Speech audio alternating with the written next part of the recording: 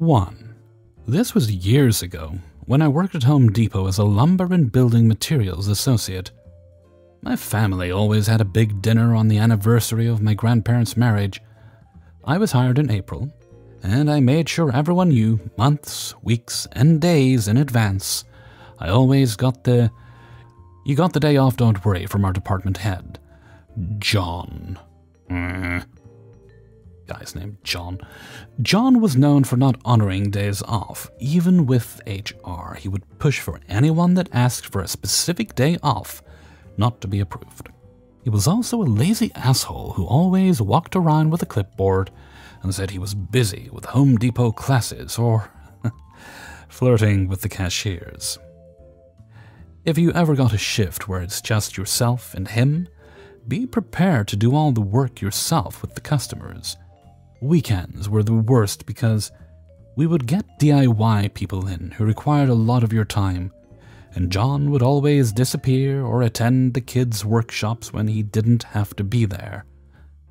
We had a big turnover rate in our department because of him, and he always made it seem like he didn't know why.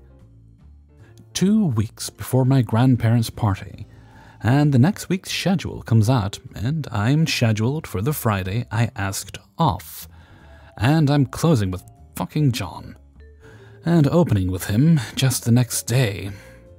I went to HR, and they had said they never received my time off request from John. I confront John, and he says there's nothing he can do about it. I am livid. The Friday the week before, I called and ordered a huge order that took up a whole aisle. It was not out of the norm for huge orders to be placed because our store was in an area where contractors were constantly working on homes. Our store was one of the biggest in the South, pulling about 1.5 million a week.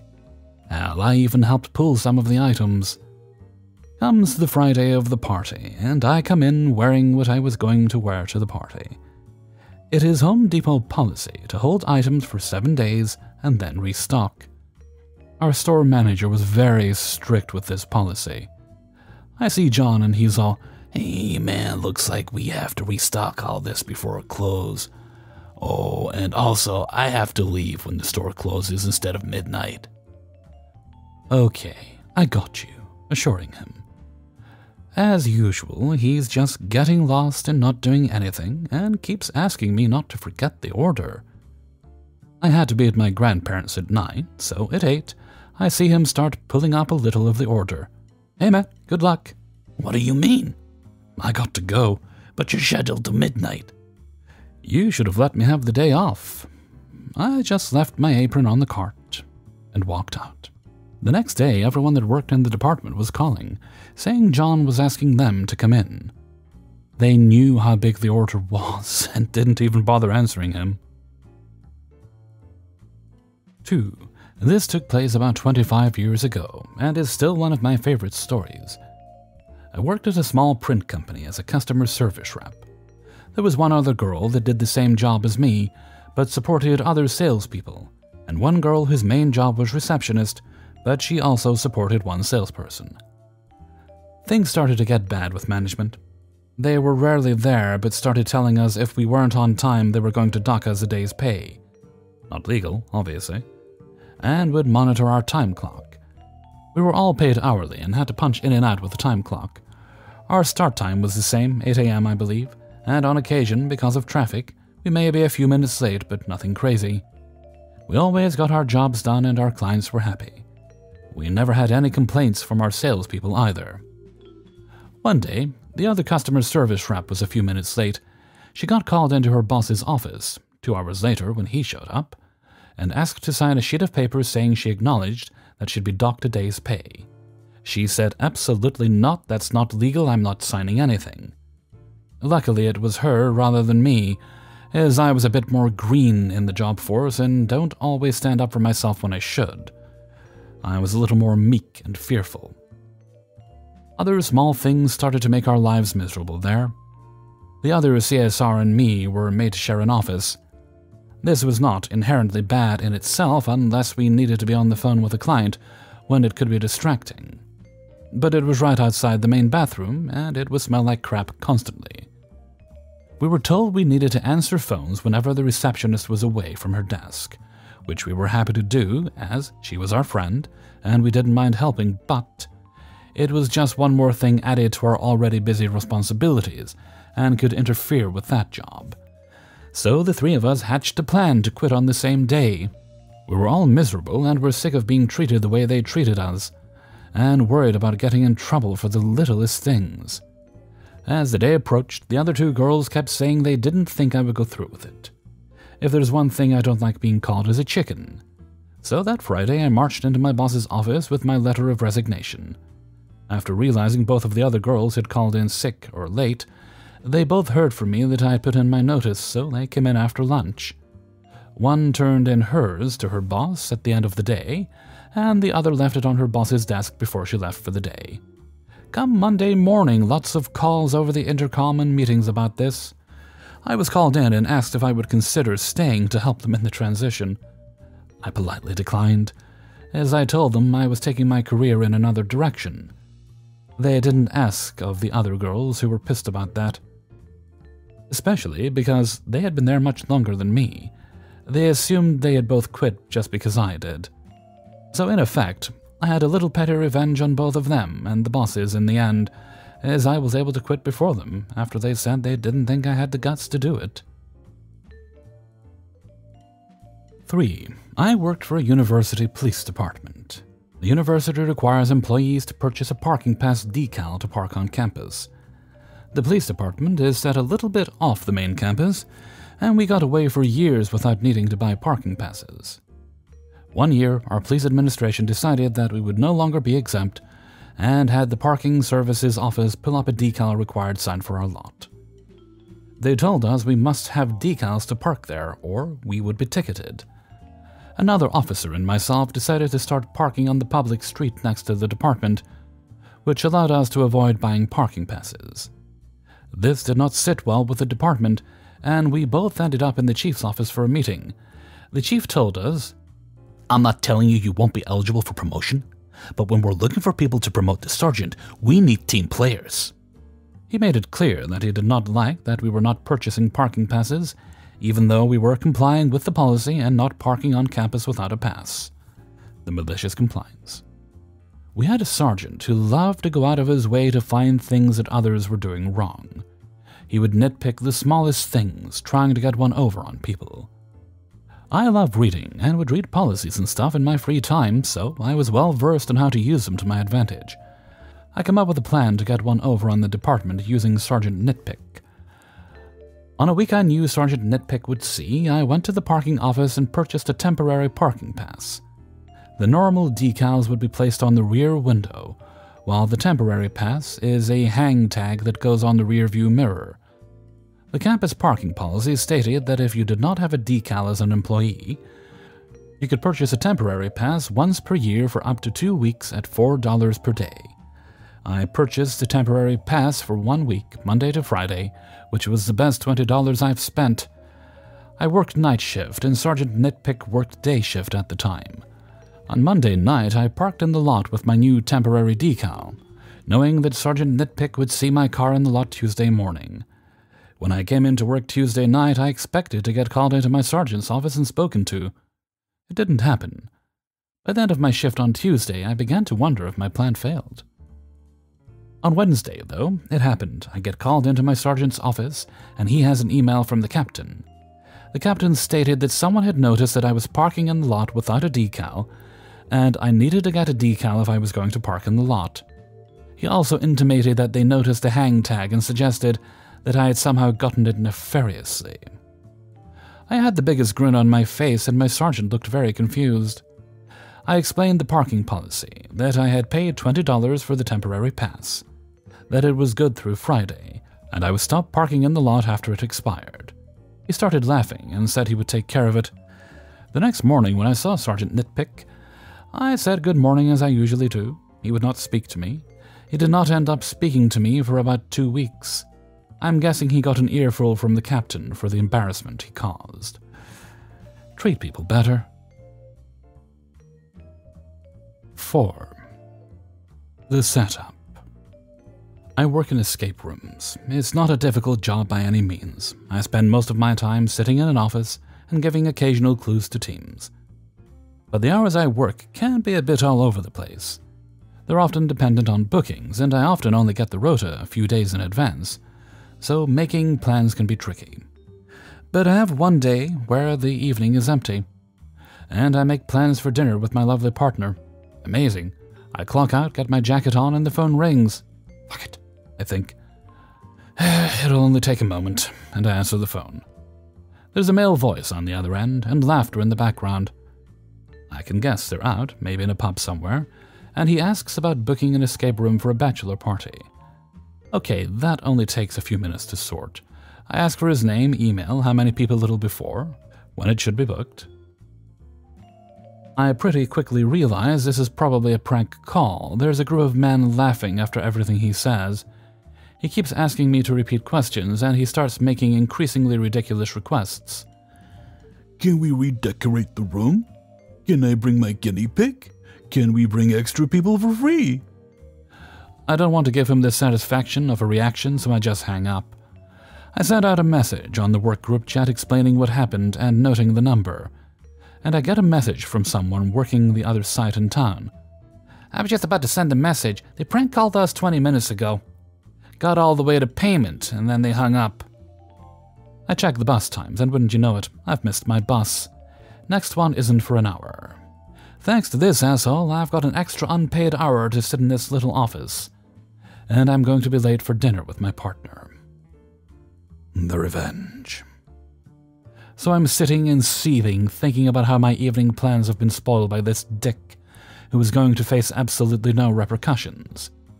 Then an idea formed, and I asked my colleague John about what happened and the details he was given. Turns out with my prank call, they had taken the time to work out a script, but with their first call with John, they were caught off guard. So I was given a fake name and email, but John was given details that sounded much more realistic. And we had his mobile number. Now, it might not surprise you to know that you can find a lot of information about someone with their name, email, and mobile number. By the way, Marcus, if you ever see this, 41 is far too old to be doing shit like prank calls. It is also the minimum info needed to sign up to a lot of different services, and I had an hour to kill. I'll never know his reaction, but I hope the messages from Scientology, Jehovah's Witnesses. Did you know you can schedule calls from them? I hope Marcus works night shifts, otherwise those late calls are going to be so annoying. Jazzercise, Zumba, real estate agents, gym membership, and Reader's Digest don't clog up his phone too much. I would hate for his time to be wasted. 5. This happened in the early 2000s. In middle and high school, I was bullied a lot, specifically by one girl. She was absolutely awful to me, and I hated her for it. She ended up getting pregnant at an early age, like 16 or 17, and dropped out of school. Right after high school ended, I was 18 and a shift manager at a local grocery store supervising cashiers, placing them on register, running around to get things for people, and making sure the checkout lanes were running smoothly. One of the duties was to process food stamps, EBT, and WIC checks when they came up. They needed a manager override. One day, Jessica comes into the store with her toddler and another baby. I noticed her come in because the entrance is near the cashiers, sneered to myself, but whatever, and went back to work. About 30 minutes later, one of the cashiers turns on their blinking light, meaning they need assistance. I head over there, and Jessica with her groceries and WIC checks. With WIC checks, you had to buy very specific items listed on the checks, such as milk, baby formula, bread, cheese, etc. And they were good only up to a certain dollar value. And there were often multiple checks, so you would have 5 or 6 separate transactions for one person, processing them individually and needing an override for each one. They also had expiration dates. It was a tedious step-by-step process, and we had to follow all the rules. I have never judged people for using benefits. If someone needs help, they need help. I don't care. However, I definitely judged people named Jessica They made my life hell in high school. But not for using the WIC program, just for being a shitty person. The cashier starts to ring through the first order, and it was a little awkward because Jessica definitely knew who I was, and here I am helping her. I don't say anything to her at all, just wait until the cashier is done with scanning. I go to process the check, though, when I notice that the check is expired by about a week. Ugh. I look through them all, and they're all expired. About 5 of them. I say to her that the checks are all expired and we can't run them through, which is true. We can't. They would not be honored, and the store would just be giving her all those groceries, and I would be in deep shit if I let it go through. She proceeds to flip out. I actually felt bad because her kids needed that food, but couldn't get it due to their mother's incompetence. She starts saying that we can run them through, and that we've done it before. Yeah, no, we haven't. You can't. I explain why we can't. She gets loud and says that the only reason I can't do it, I kid you not, is because she bullied me in school. What a vindication it was that she admitted to being a shitbag just to try and get her groceries. I explain once more, and she asks to see my manager. I'm frustrated at this point because she's making a scene, and people are looking, so I say, okay, and go to the office to get the front-end manager. I explain the situation to the manager, which isn't an unheard of problem, but the tantrum part is a bigger deal to the manager. They come out, say I am correct to her, and that we cannot make an exception.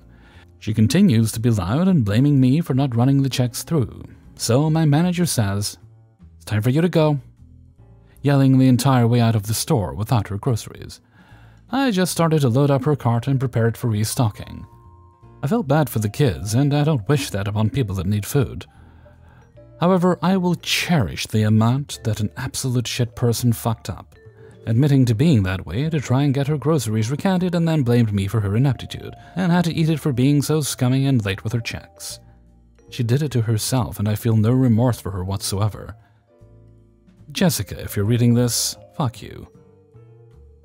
I'm not dwelling on being bullied in school anymore. It's just a thing that happened, and I'm over it. Hey everybody, Hellfreezer here, and thank you very much for listening to Revenge's Ice Cream, episode 212. And thank you very much to everybody who allowed me to use their stories in this video. Please do press the like button before you go, and share the video around with friends and family members, and any guy you know that happens to be called Frank. Before we go on, if you have any correspondence to send to me, you can send that along to kingofthecities@gmail.com. That's kingofthecities, yes, I always say it twice, @gmail.com. You can find that, as well as all other Hellfreezer-related links in the description, including links to Twitter and various other things. But there's a few things. I don't have Instagram link there, but there is one. People have found it. Okay, let's move right along to Hellfreezer's question of the day. Today's question is, what is your personal policy on DIY? I think everybody has a threshold. There's certain things in their home they think they can take care of themselves. And perhaps some people think, well, I'm not doing anything myself. I've got a guy to do that. I'll hire someone to do that. And that's fine. If you have the funds to do it, I don't see any issue with not. However, personally, the way I was raised in a family with not a lot of money. So I was always taught, you should learn to do a lot of these things yourself, basic things. And what got me thinking about this is that I recently purchased a new cooker. The old one broke. You probably heard me mention that. And got it in, and I've wired it up myself, right? They don't supply cable with it because they expect you to hire an electrician. But the fact of the matter is, it is quite literally 3 wires. And in the case of the one I bought, there was literally a diagram on the back of it showing you exactly how to wire it up, even with instructions telling you which the different colors of cables were. Because there's older style wires that were different colors, like black and red. So it's all explained for you there. And as I said, the actual wiring of the cooker was quite quick. Modifying the countertops to fit it in took a little bit more doing, but I got that done as well. And that's my comfort level. I know I can do that. I know I can swap out like a socket on the wall. That's fairly fine to do as well. However, like actually trailing wires, like chasing them in the wall and all that sort of thing, that's not my kind of thing. I can repair phones. If it's a matter of swapping a part out, I can build computers. But anything that requires intricate soldering, I'd prefer someone more skilled than myself to do. And when it comes to things like decorating, again, it's how I was raised. Do it yourself.